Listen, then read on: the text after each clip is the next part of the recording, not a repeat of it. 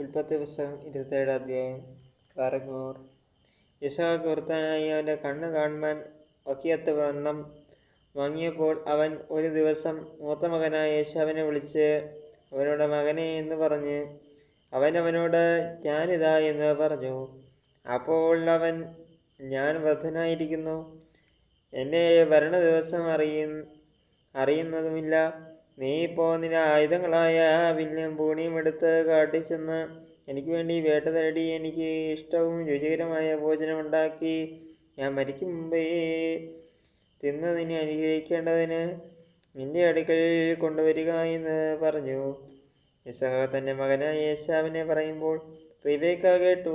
ഏശാവു വേട്ട തേടി കൊണ്ടുവരുവാൻ കാട്ടിൽ പോയി. റിബേക്ക തൻ്റെ മകനായ യാക്കോബിനോട് പറഞ്ഞത് നിന്റെ അപ്പൻ നിന്റെ സഹോദരനായ ഏശാവിനോട് സംസാരിച്ചു. ഞാൻ എൻ്റെ മരണത്തിന് മുമ്പേ തിന്ന് നിന്നെ യഹോവയുടെ മുമ്പാകെ അനുഗ്രഹിക്കേണ്ടതിന് നീ വേട്ടയിറച്ചി കൊണ്ടുവന്ന് രുചികരമായ ഭോജനം ഉണ്ടാക്കി തരിക എന്ന് പറയുന്നത് ഞാൻ കേട്ടു. ആകയാൽ മകനെ, നീ എൻ്റെ വാക്ക് കേട്ട് ഞാൻ നിന്നോട് കൽപ്പിക്കുന്നത് ചെയ്യുക. ആട്ടിൻകൂട്ടത്തിൽ ചെന്ന് അവിടെ നിന്ന് 2 നല്ല കോലാട്ടിൻകുട്ടികളെ കൊണ്ടുവരിക. ഞാൻ അവയെ കൊണ്ട് നിന്റെ അപ്പന് ഇഷ്ടവും രുചികരമായ ഭോജനം ഉണ്ടാക്കും. നിന്റെ അപ്പൻ തിന്ന് തൻ്റെ മരണത്തിന് മുമ്പേ നിന്നെ അനുഗ്രഹിക്കേണ്ടതിന് നീ അത് അവനെ അടുക്കൽ കൊണ്ടു ചെല്ലണം. അത് യാക്കോബ് തൻ്റെ അമ്മയായ റിബേക്കയോട് എൻ്റെ സഹോദരനായ ഏശാവ് രോമമുള്ളവനും ഞാൻ രോമമില്ലാത്തവനുമാകുന്നുവല്ലോ. പക്ഷേ അപ്പൻ എന്നെ തപ്പി നോക്കും. ഞാൻ ഉപായി എന്ന് അവന് തോന്നിയിട്ട് ഞാൻ എൻ്റെ അനുഗ്രഹമല്ല ശാപം തന്നെ വരുത്തുമെന്ന് പറഞ്ഞു. അവൻ്റെ അമ്മ അവനോട് മകനെ, നിന്റെ ശാപം എൻ്റെ വരട്ടെ, എൻ്റെ വാക്ക് മാത്രം കേൾക്കാ, പോയി കൊണ്ടുവാ എന്ന് പറഞ്ഞു. അവൻ ചെന്ന് പിടിച്ച് അമ്മയുടെ അടുക്കൽ കൊണ്ടുവന്നു. അമ്മ അവന് അപ്പന് ഇഷ്ടവും രുചികരമായ ഭോജനം ഉണ്ടാക്കി. നിന്റെ റിബേക്ക വീട്ടിൽ തന്നെ വക്കരു ഉള്ളതായ മൂത്ത മകൻ ഏശാവിൻ്റെ വിശേഷ വസ്ത്രമെടുത്ത് ഇളയ മകൻ യാക്കോബിനെ ധരിപ്പിച്ചു. അവൾ കോലാട്ടിൻകുട്ടിയുടെ തോൾ കൊണ്ട് അവൻ്റെ കൈകളും രോമമില്ലാത്ത കഴുത്തും പൊതിഞ്ഞു. താനുണ്ടാക്കിയ രുചികരമായ ഭോജനവും അപ്പവും തൻ്റെ മകനായ യാക്കോബിൻ്റെ കയ്യിൽ കൊടുത്തു. അവൻ അവൻ്റെ അടുക്കൽ ചെന്ന് അപ്പ എന്ന് പറഞ്ഞതിന് ഞാനിതാ, നീ ആർ മകനേ എന്ന് അവൻ ചോദിച്ചു. യാക്കോബ് അപ്പനോട് ഞാൻ നിന്റെ ആദ്യജാതൻ ഏശാവ് എന്നോട് കൽപ്പിച്ചത് ഞാൻ ചെയ്തിരിക്കുന്നു. എഴുന്നേറ്റ് നിന്ന് എൻ്റെ വേട്ടയിറച്ചി നിന്ന് എന്നെ അനുഗ്രഹിക്കണമേ എന്ന് പറഞ്ഞു. ഇസഹാക്ക് തൻ്റെ മകനോട് മകനെ, നിനക്ക് ഇത്ര വേഗത്തിൽ കിട്ടിയത് എങ്ങനെയെന്ന് ചോദിച്ചതിന് നിന്റെ ദൈവമായ യഹോവ എന്നെ നേർക്ക് വരുത്തി തന്നു എന്ന് അവൻ പറഞ്ഞു. ഇസഹാക്ക് യാക്കോബിനോട് മകനെ, അടുത്തു വരിക, നീ എൻ്റെ മകനായി ഏശാവ് തന്നെയല്ലോ അല്ലയോ എന്ന് ഞാൻ തപ്പി നോക്കട്ടെ എന്ന് പറഞ്ഞു. യാക്കോബ് തൻ്റെ അപ്പനായ ഇസഹാക്കിനോട് അടുത്തു ചെന്നു.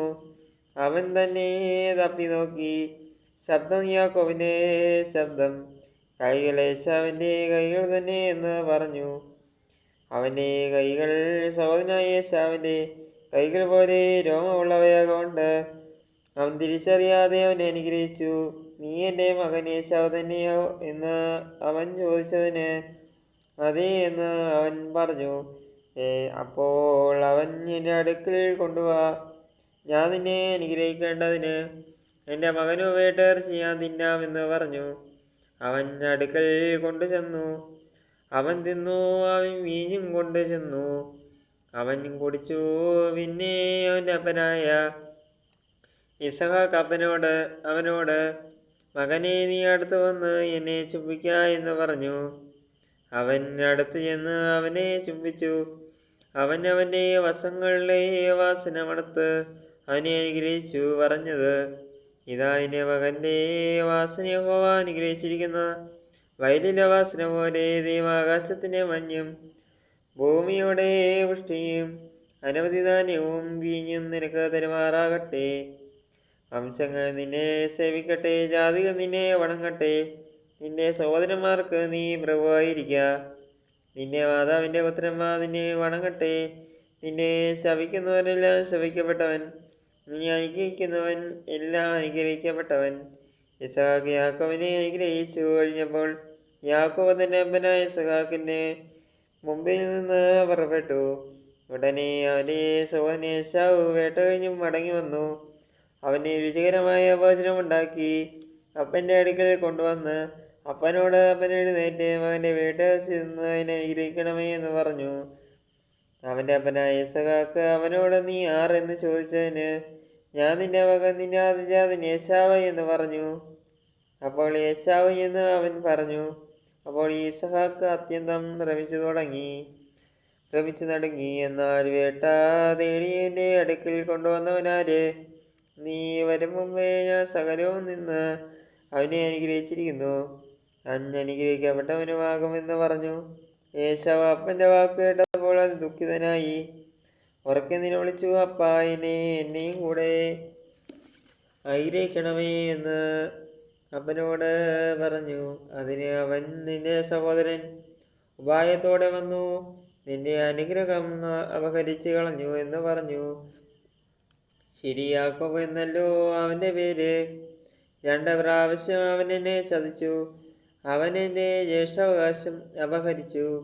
ഇപ്പോൾ ഇതാ എൻ്റെ അനുഗ്രഹവും അപഹരിച്ചു കളഞ്ഞു എന്ന് അവൻ പറഞ്ഞു. നീ എനിക്ക് ഒരു അനുഗ്രഹം കരുതി വച്ചിട്ടില്ലയോ എന്ന് അവൻ ചോദിച്ചു.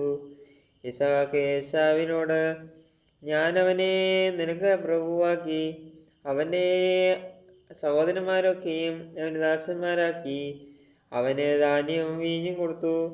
ഇനി നിനക്ക് ഞാൻ എന്തു തരേണ്ടു മകനെ എന്ന് ഉത്തരം പറഞ്ഞു. ഏശാവ് പിതാവിനോട്, നിനക്ക് ഒരു അനുഗ്രഹം മാത്രമേ ഉള്ളുവോ? എന്നെയും കൂടെ അനുഗ്രഹിക്കണമേ അപ്പാ എന്ന് പറഞ്ഞു പൊട്ടിക്കരഞ്ഞു. എന്നാൽ അവൻ ഇസഹാക്കിനെ ഉത്തരമായിട്ട് അവനോട് പറഞ്ഞത്, നിന്റെ വാസം ഭൂമിയിലെ പുഷ്ടി കൂടാതെയും നീ ആകാശത്തിന് മഞ്ഞ് കൂടാതെയും ഇരിക്കും. നിന്റെ വാളുകൊണ്ട് നിന്നെ ഉപജീവിക്കും, നിന്റെ സഹോദരനെ നീ സേവിക്കും.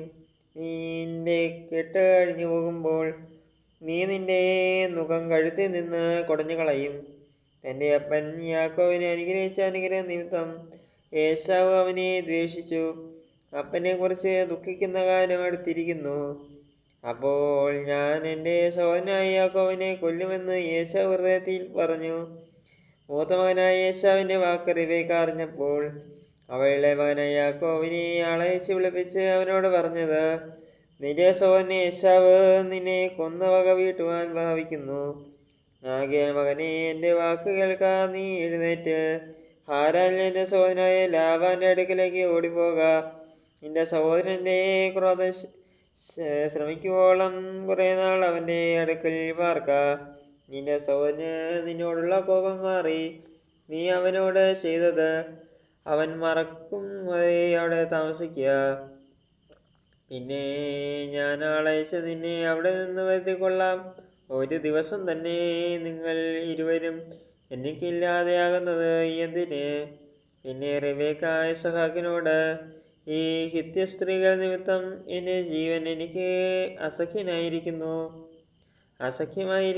ഈ ദേശക്കാരത്തികളായ ഇവരെ പോലെയുള്ള ഒരു ഹിത്യ സ്ത്രീയെ യാക്കോബ് വിവാഹം കഴിച്ചാൽ ഞാൻ എന്തിന് ജീവിക്കുന്നു എന്ന് പറഞ്ഞു. ബാർക്കോ.